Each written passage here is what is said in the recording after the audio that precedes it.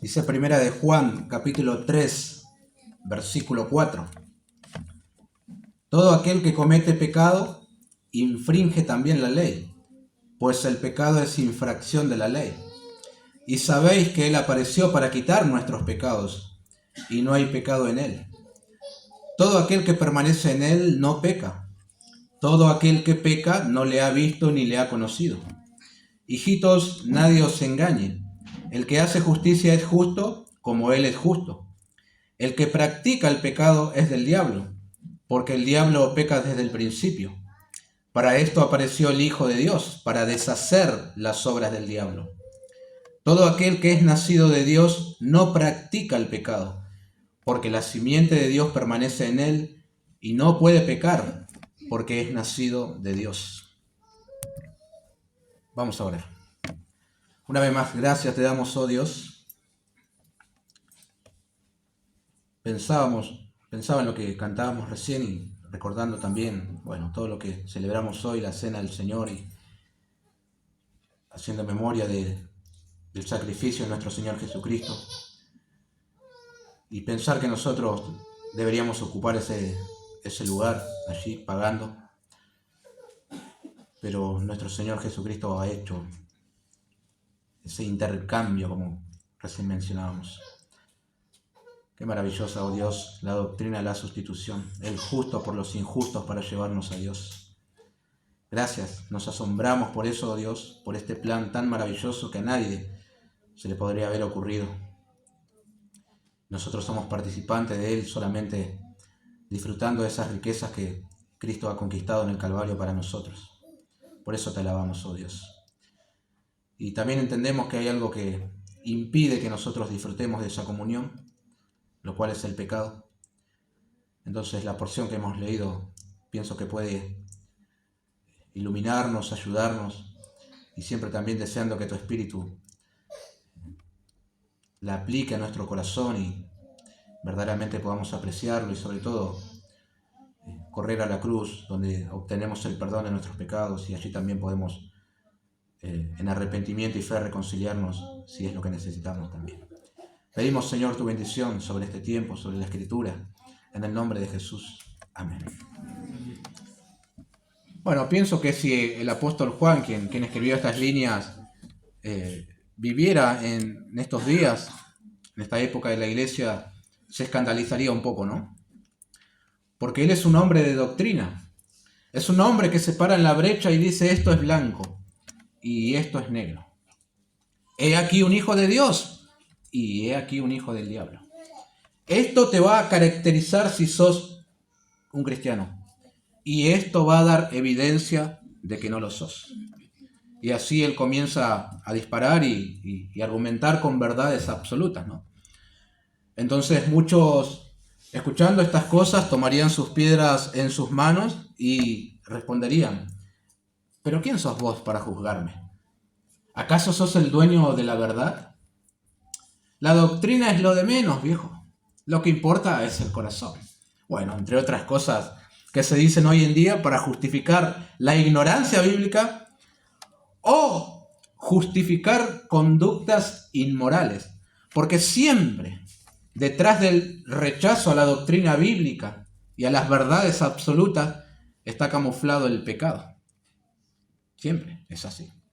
Como que de alguna manera querés el permiso para pecar, dar rienda suelta a tus pasiones, pero sin perder ese supuesto vínculo que tenés con Dios.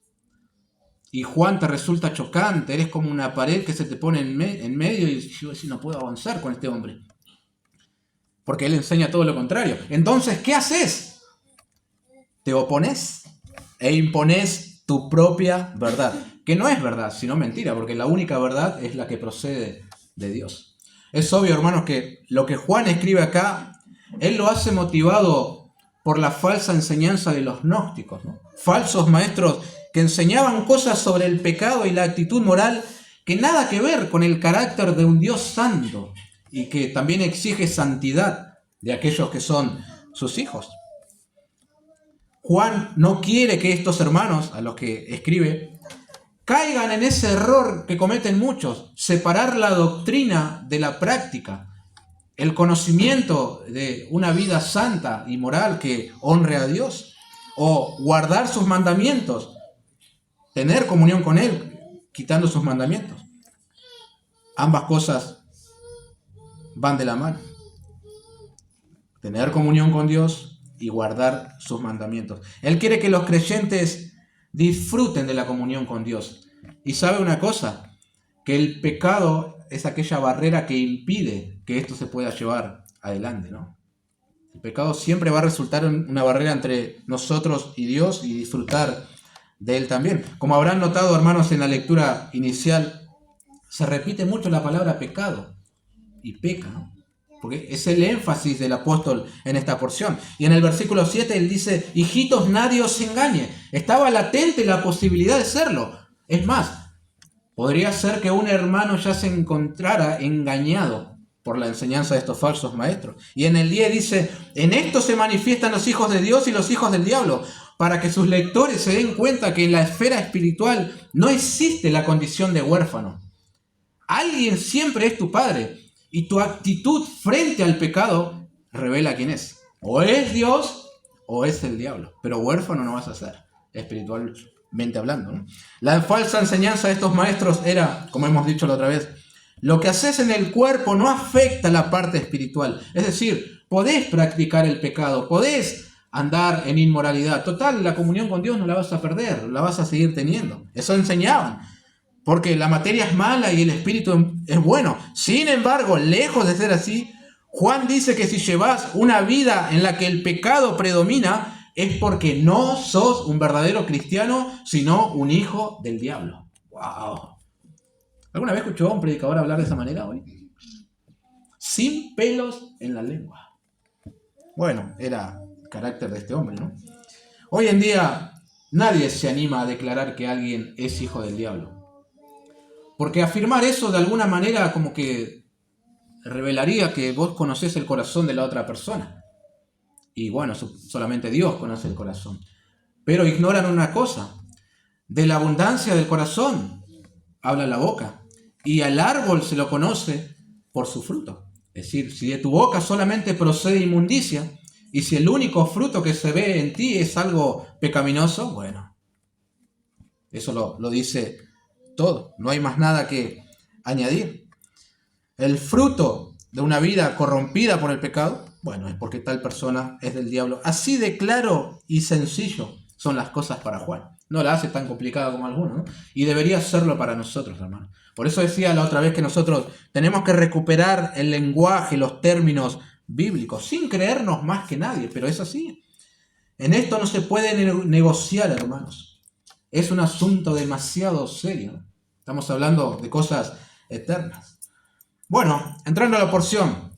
El apóstol ha estado hablando del amor a Dios y nuestra relación como sus hijos. Eso fue nosotros lo que hemos visto la última vez. Él hizo un pequeño paréntesis para asombrarse del amor de Dios.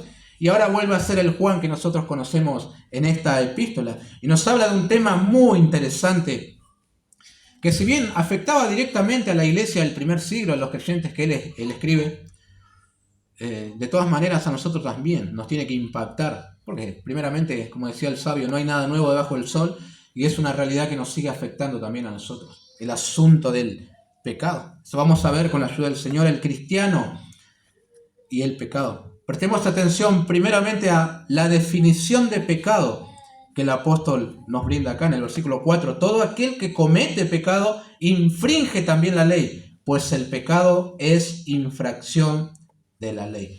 Primero con todo aquel, deshuesando el versículo, como dice Stott, Juan establece una verdad universal de la cual no hay escapatoria y que no tiene excepciones. Es decir, todo aquel, sin distinción alguna, nadie tiene coronita ni es hijo favorito. Todo aquel que comete pecado, fuere cristiano hace un mes o hace 20 años, sea ministro, laico, varón o mujer, niño, adulto, todo aquel que comete pecado infringe también la ley. Que nadie crea que el pecado de uno es más tolerable que el del otro. Todo aquel. Esto abarca todo.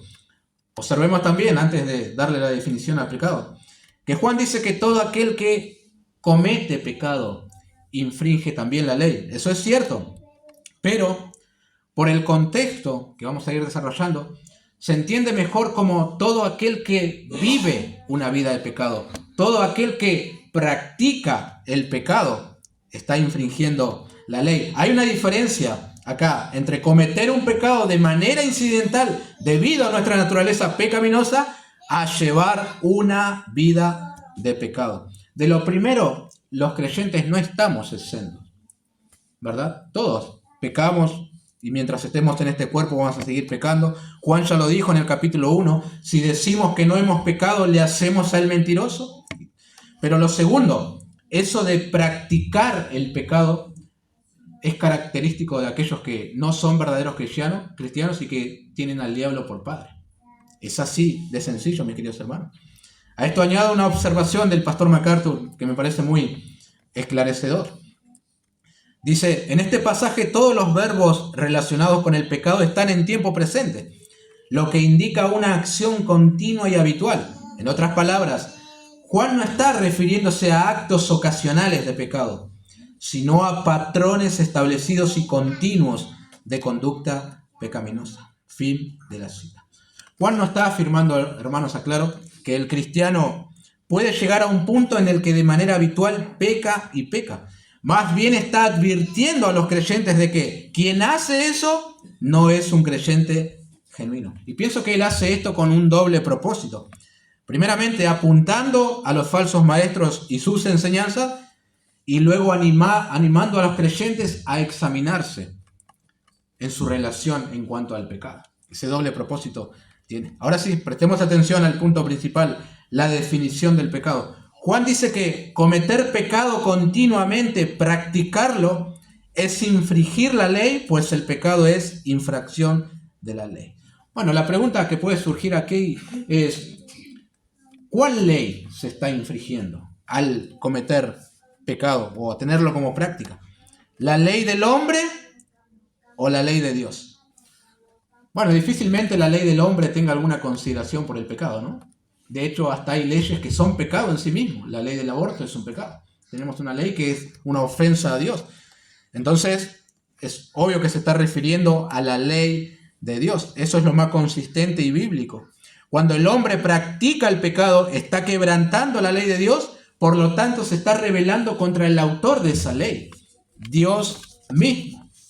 Ahora, Juan sabe que su audiencia cristiana corre el peligro de tomarse el pecado a la ligera. Engañados por los falsos maestros, podrían pensar que el pecado no incide en su relación con Dios, no tiene consecuencias, no afecta sus vidas espirituales, etc. Y con esta aclaración, él deja muy en claro que practicar el pecado es oponerse a Dios.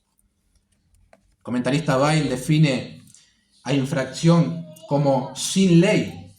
Define esencialmente el rechazo de la voluntad de Dios y la entronización de la propia voluntad. Eso es pecar.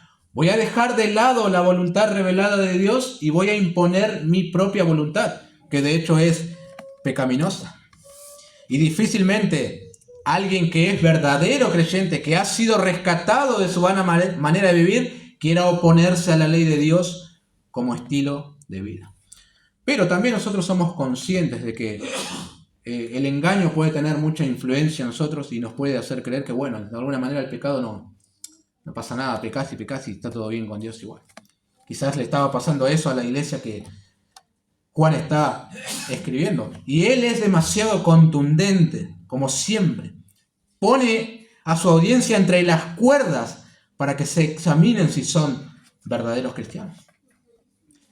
Calvino decía, la importancia del pasaje es que la vida perversa de aquellos que se entregan a la libertad de pecar es odiosa para Dios y Él no puede soportarla porque es contraria a su ley. Es bueno para nosotros, hermanos, tener una definición tan clara de lo que es el pecado, para que temamos, nos apartemos y persigamos la santidad. Yo creo que muchos no tienen problemas en reconocer cuando hacen algo mal o cometen un error o una falta, como solemos llamarle. Pero sí tienen problema en llamar a ese supuesto error con el nombre correcto: pecado. contra la ley de Dios. A veces decimos, sí, reconozco que hice mal, me equivoqué, cometí este error y tengo que disculparme. Y así rebajamos lo que hicimos. Pero hermanos, hay que llamar a las cosas por su nombre. Pecaste contra la ley de Dios, contra Él mismo. Te rebelaste, te comportaste como un anarquista, alguien que vive sin ley. Antepusiste tu voluntad por sobre la voluntad de Dios y eso ofendió a Dios. Y lograste que la comunión que tenías con Él se agrietara. Y eso no lo vas a tapar con un par de oraciones. Tiene que haber un quebrantamiento, un arrepentimiento. Queridos hermanos, el primer paso para restaurar la comunión con Dios o comenzar a tenerla si es que no la tienes, es reconocer que el pecado es una iniquidad, una rebelión contra Dios y sus leyes.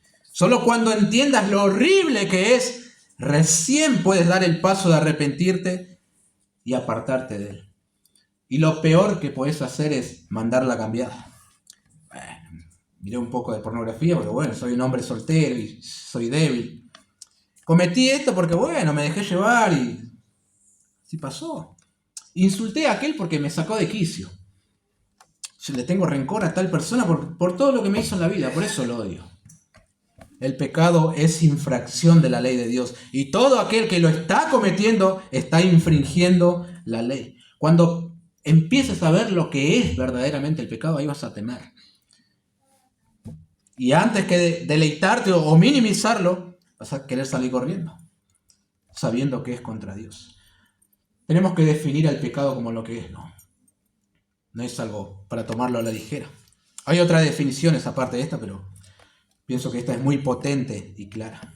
Una rebelión contra la ley de Dios. En segundo lugar, debemos saber que aquellos que practican el pecado no tienen en cuenta la obra redentora del Señor Jesús. Versículo 5. Y sabéis que Él apareció para quitar nuestros pecados, y no hay pecado en Él. Es decir, es algo completamente contradictorio, pienso yo, que un cristiano practique el pecado, ya que uno de los propósitos básicos de la venida del Señor Jesús fue para quitar nuestros pecados, entregándose en propiciación. ¿Recuerdan cuando el ángel se le aparece a José indicándole qué nombre debería ponerle al niño? Y llamará su nombre Jesús, porque Él salvará a su pueblo ¿de qué? De sus pecados, Mateo 1. Y Juan el Bautista, cuando le ve andar al Señor, dice, he aquí el Cordero de Dios que quita, eso es algo muy impresionante, quita el pecado de este mundo. Eso es algo que no encontramos, esa definición en el antiguo pacto. Sí figuras, sí sombras que apuntaban a eso, pero no tan explícito como aquí. Ustedes saben que los sacrificios que el pueblo de Israel presentaban en la antigüedad apuntaban a esto. No lograban quitar el pecado primeramente, solo pasarlo por alto o cubrirlo hasta que viniera el Cordero de Dios, quien ofrecería un sacrificio perfecto y que definitivamente quitaría el pecado. Entonces, parte de la misión de Cristo fue quitar nuestros pecados. Y de repente se halla un maestro enseñando que el pecado no es algo grave y no incide en nuestras vidas.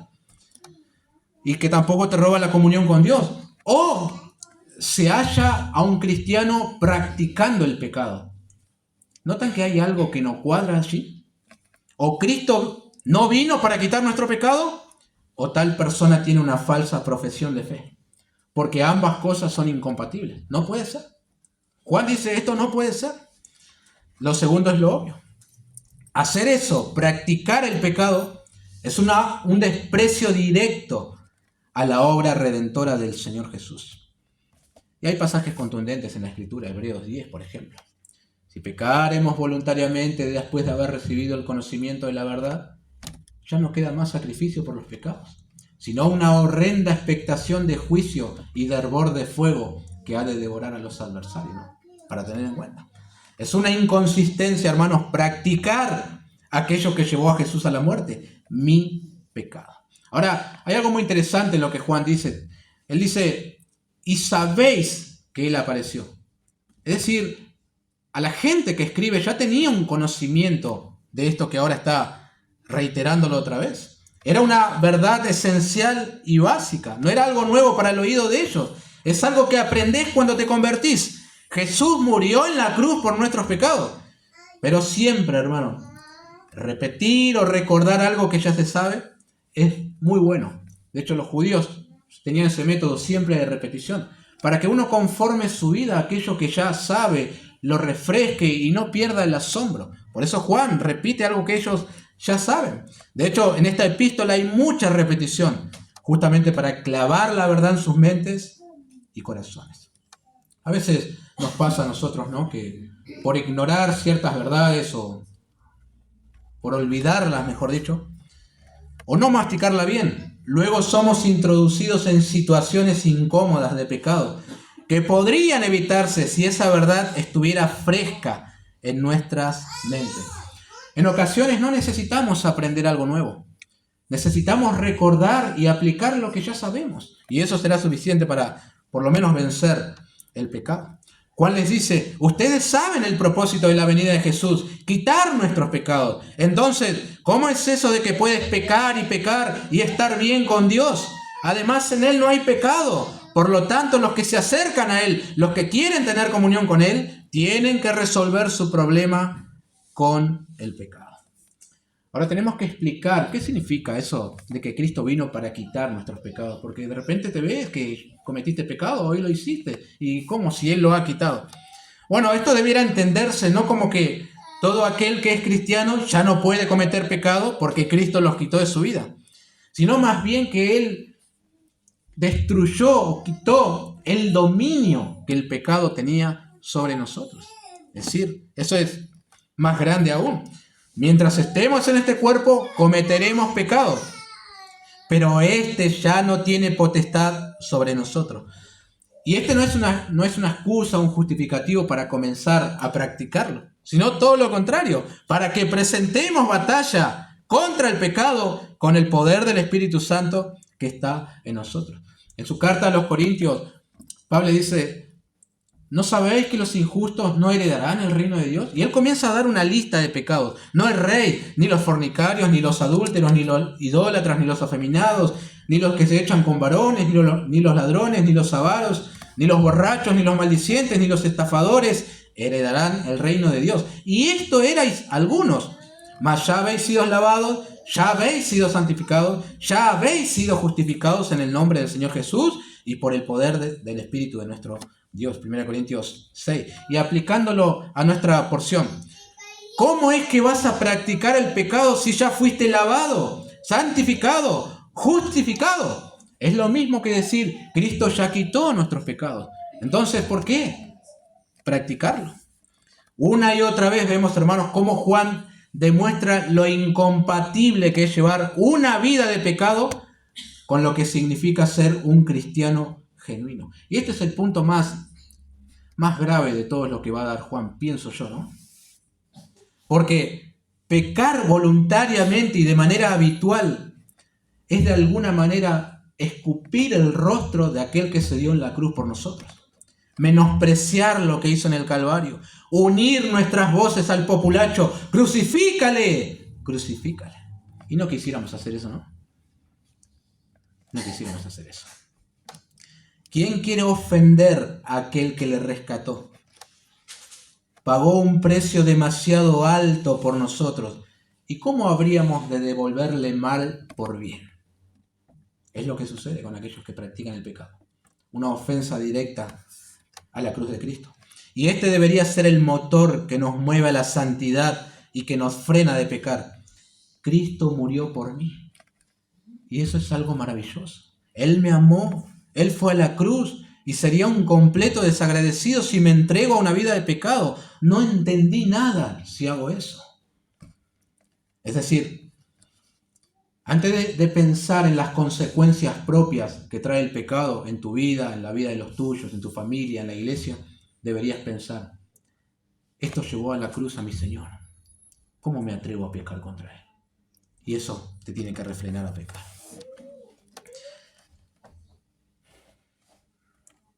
Él apareció para quitar nuestros pecados y no hay pecado en Él. Es santo, limpio de ojos para ver el mal, aborrece la iniquidad. Entonces, hermanos, en lo que dependa de nosotros, deberíamos llevar una vida santa, rechazando toda ocasión de pecar contra Él.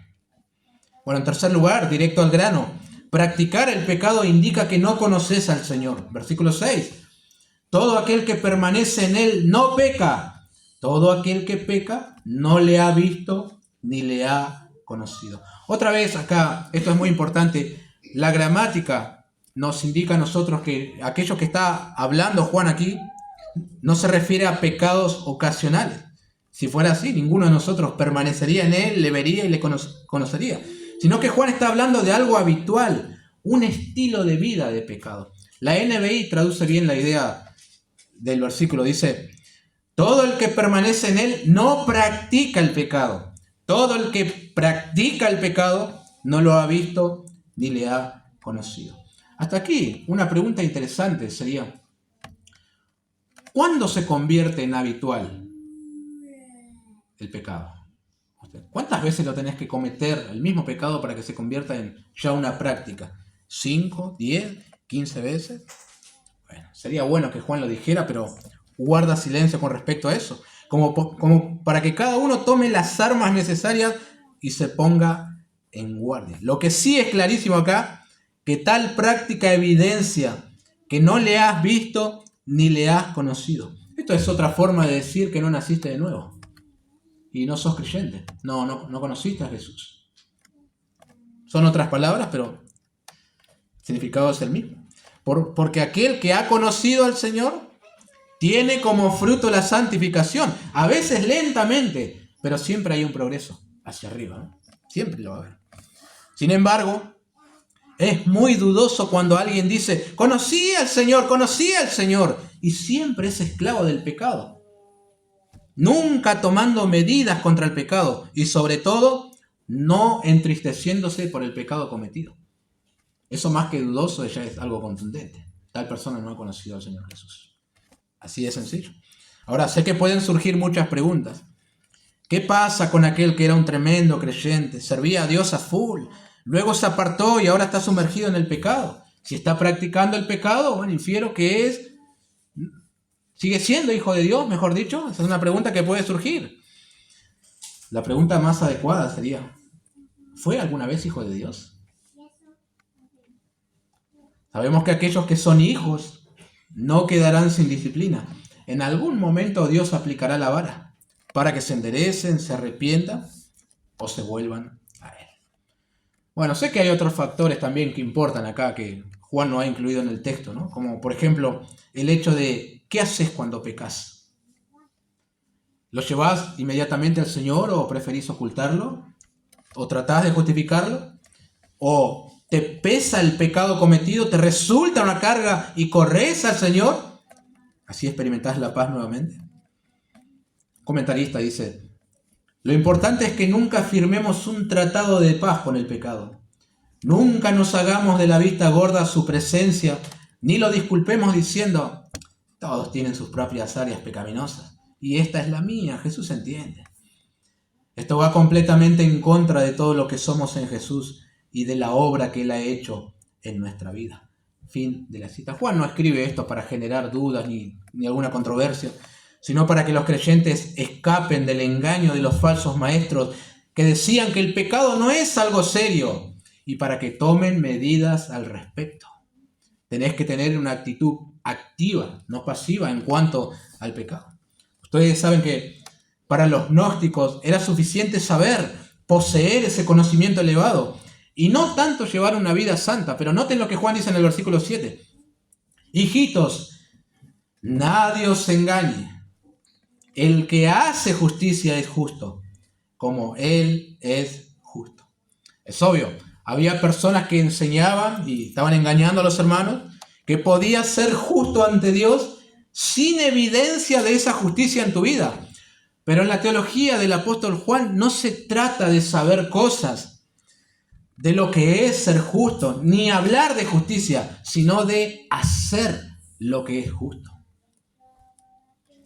Tremendo.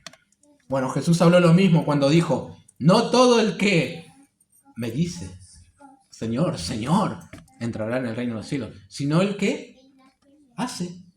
Es lo mismo que está diciendo Juan, el que hace la voluntad de Dios. Y lejos de estar enseñando una salvación por obras, Juan apela a la evidencia de la salvación que se manifiesta en una vida de justicia. Lo que ya he dicho, el fruto nos dice qué tipo de árbol somos. Y solo aquellos que son hijos de Dios pueden ser justos y practicar la justicia. Con limitaciones, seguro, pero practicamos lo que es justo porque nuestro Señor es justo. Que quede claro, mis queridos hermanos, el que practica pecado de manera habitual indica que no le ha visto al Señor ni le ha conocido. Es decir, no ha experimentado el nuevo nacimiento, está muerto en pecados aún. ¿Sí? En cuarto lugar, el pecado es el signo distintivo del diablo, versículo 8. El que practica el pecado es del diablo, porque el diablo peca desde el principio.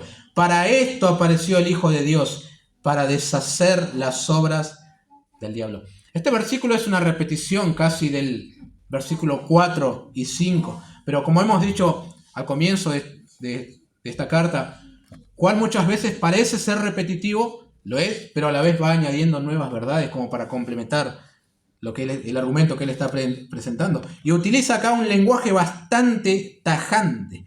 Hay una vinculación directa con Satanás entre los que practican el pecado. Y más que una vinculación, es una filiación.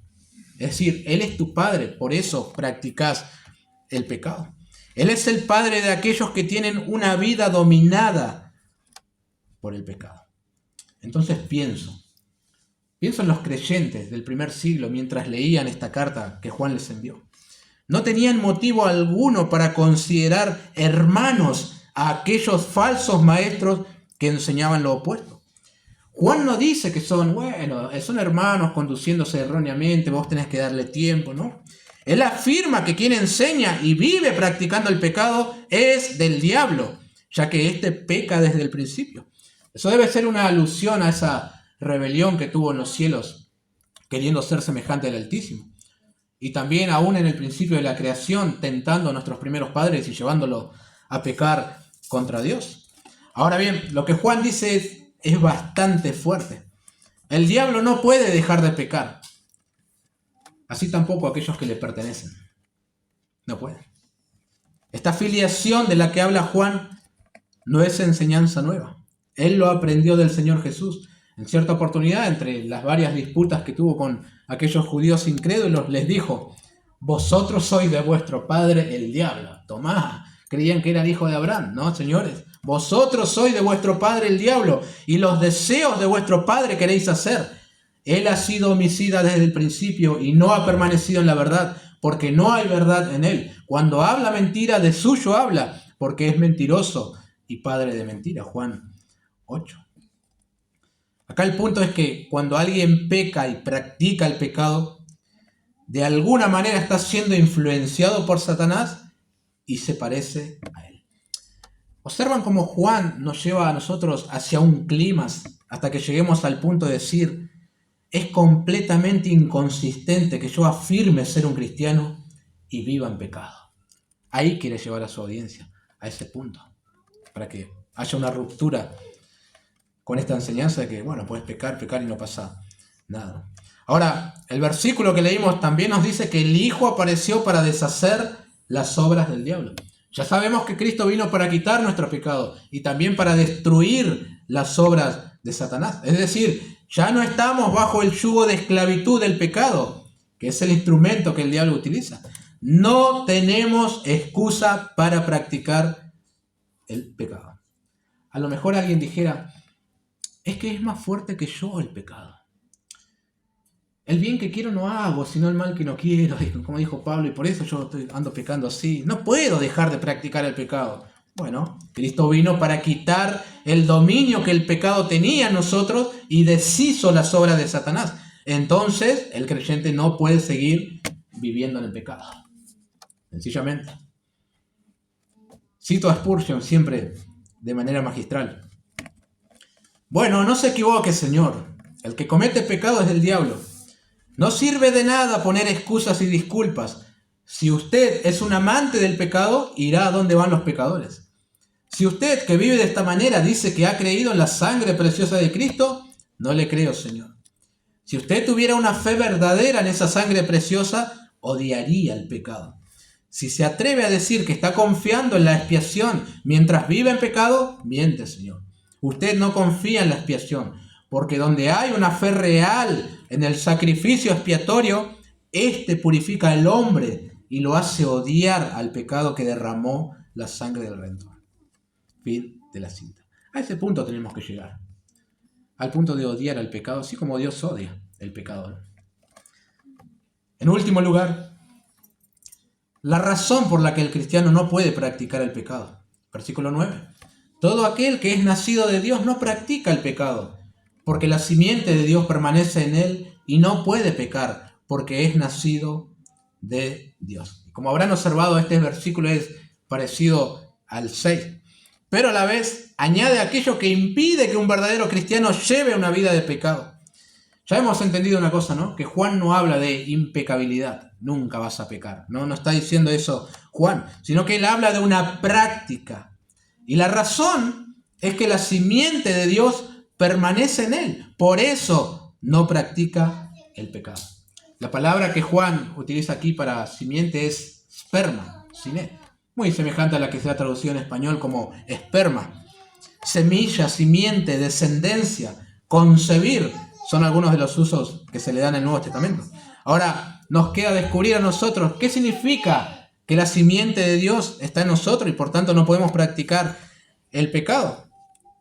Puede ser la palabra de Dios. Santiago dice, Él de su voluntad nos hizo nacer por la palabra de verdad para que seamos primicia de sus criaturas. 1:18. Puede ser el Espíritu Santo también. ¿Quién es el agente que produce el nuevo nacimiento en nosotros? Puede ser Cristo mismo, la simiente que habita en nosotros también. O puede ser una referencia simplemente a la vida nueva que tenemos.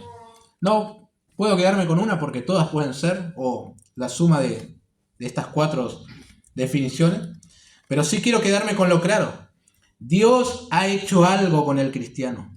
Algo implantó en él. El creyente ha nacido de Dios. Tiene una nueva naturaleza que lo empuja hacia la santidad. Todo el mérito es del Señor, quien nos concedió esta vida nueva y quitó nuestro pecado deshaciendo las obras del diablo. Es por eso que no podemos tener una vida caracterizada por el pecado. Dios puso algo en nosotros. Hay una simiente que impide que eso suceda. No porque seamos unos locos de la santidad o porque queremos hacer bien las cosas para llegar al cielo. Nada de eso. El Señor nos concedió el nuevo nacimiento y ahora queremos agradarle. Y ya sabemos que el pecado es algo que Él aborrece. Impide que disfrutemos de esta hermosa relación que tenemos con Él. Así que date por satisfecho, agradecido si no practicas el pecado. Es porque Dios ha puesto una simiente en ti. Tremendo. Bueno, déjenme hacer 3 observaciones solamente y terminamos. Primero, es muy bueno para nosotros que Juan hable así, de esta manera, ¿no?